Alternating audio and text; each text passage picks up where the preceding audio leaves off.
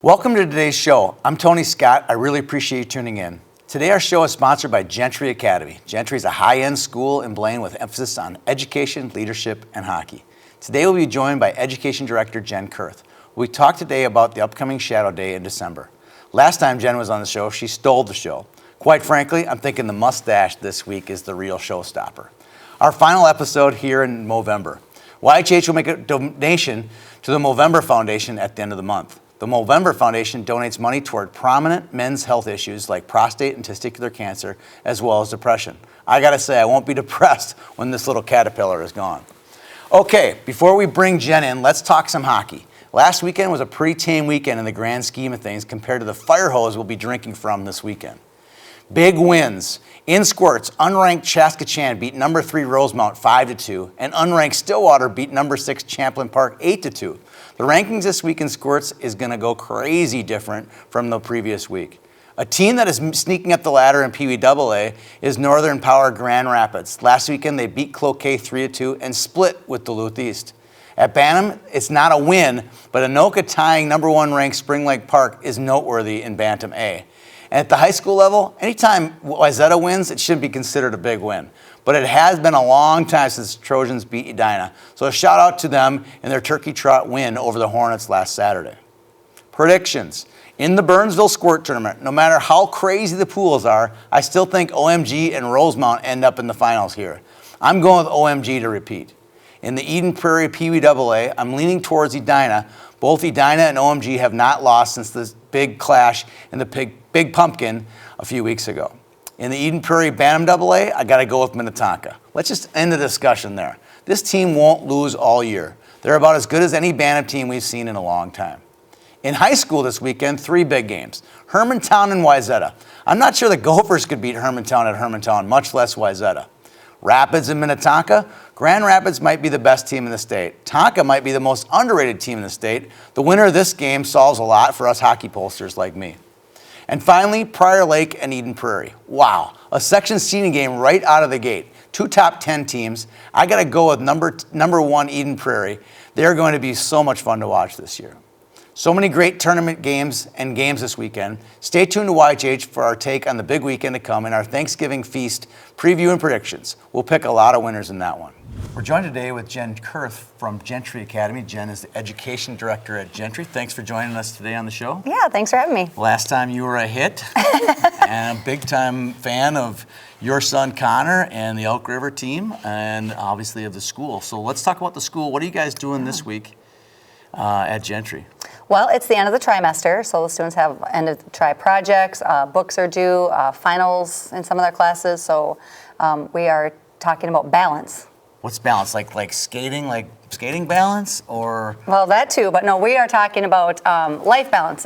You have school on one hand, hockey on another, maybe your outside activities, whether it be church or choir or whatever you've got going on. How to balance all that? It's a really busy time.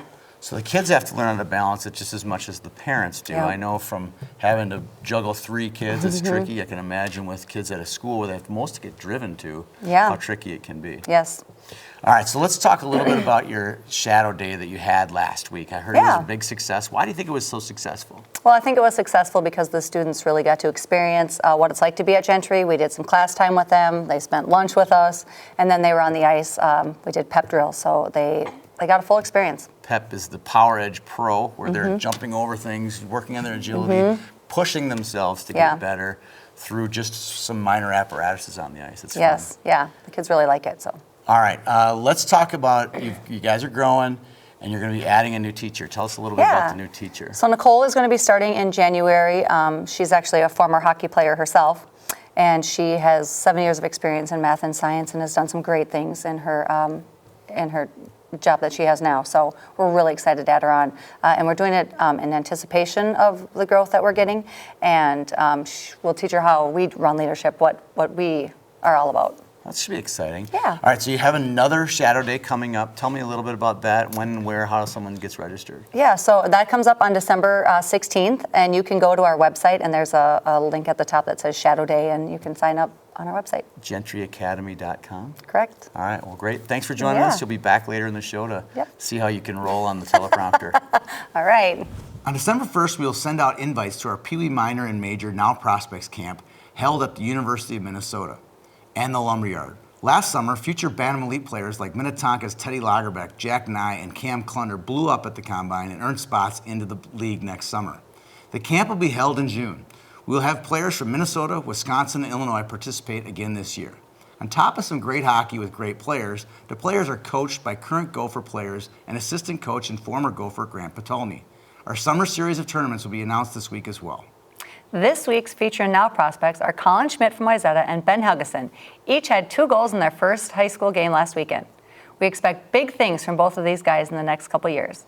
Also of note, Mike Kester, Peter Tabor, Ben Ward, and Hunter Jacobs all got their first high school goals last weekend, but no better goal was scored by Now prospect Ryan Pogue from Bemidji, who knocked one out of midair to get the game-winning goal for the Lumberjacks in their 2-1 win over St. Cloud Apollo. Nice work, Jen, as usual.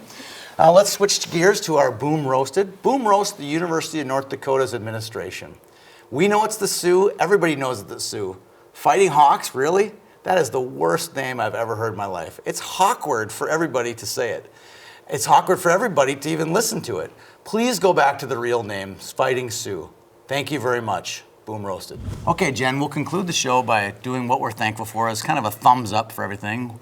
You guys probably do this at school as well. We do. We did that in leadership yesterday and today. Talk about what you're thankful for. So what are you specifically thankful for? Well, I'm thankful for my family, my healthy kids, and I'm really thankful that after today, we will not have to see that on your face anymore. Yeah, I'm very thankful for that as well.